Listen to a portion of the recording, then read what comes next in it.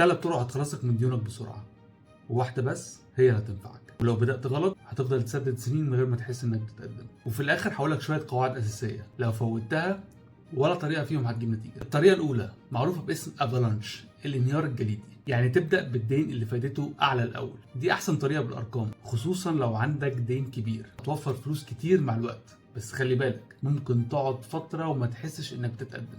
الطريقه الثانيه سنو بول، معروفه بكره التلج. يعني ببساطه تبدا باصغر قرض عندك، فلو بتزهق بسرعه وبتحتاج تشوف انجاز عشان تكمل، ابدا بالصغير وخلصه. احساس انك شلت دين من على كتافك حتى لو كان صغير بيفرق نفسيا ويخليك مكمل. ولما تخلص الكارد ده بتاخد القسط اللي كنت بتدفعه وتزوده على اللي بعده، وساعتها السداد بيبدا يسرع لوحده.